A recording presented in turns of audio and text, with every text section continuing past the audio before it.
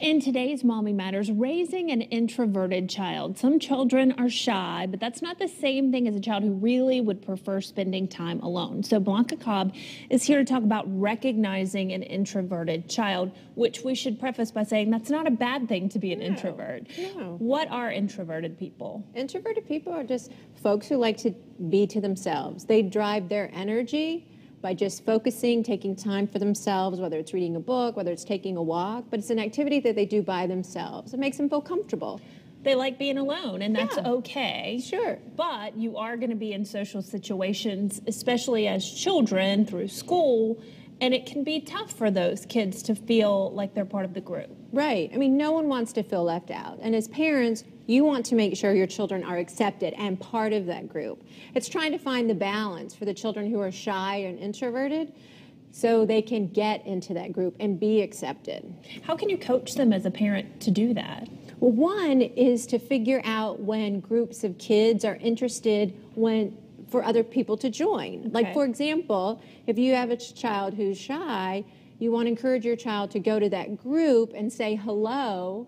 And if the group opens up and faces them and their feet are pointing towards the kid, then that's saying, hey, we want for you to join. Sometimes kids will want to be by themselves. Doesn't necessarily mean they don't like your child. It means they're just having a private moment. So it's being able to read those nonverbal signs. And a lot of times shy kids, they'll start, self-manipulating or pacifying themselves. Right. And it comes across to the other kids that they're insecure, they're not sure.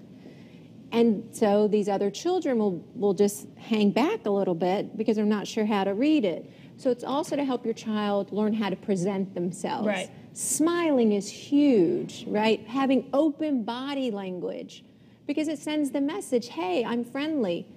I'd love to do something with you. Oftentimes, shy or introverted children, either one, they tend to kind of crouch. Yes, they try to they hide. do.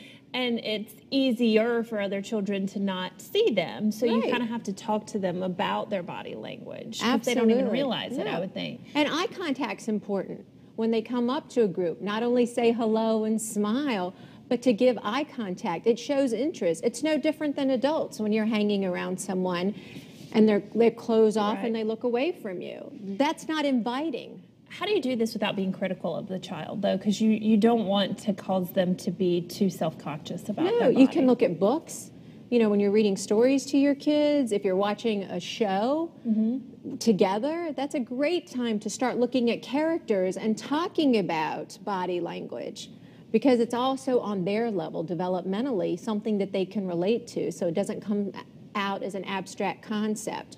Or if you're at a playground, and give them time to adjust. When you Right. just get to a play date or you're just taking them somewhere, take in the view and say, oh, look, Johnny and Mike, look what they're doing right now. You see how their body language is open? It looks like they would love for you to go play with them. I understand. Very good. Well, I think this could be helpful for a lot of parents. We appreciate your advice. Sure.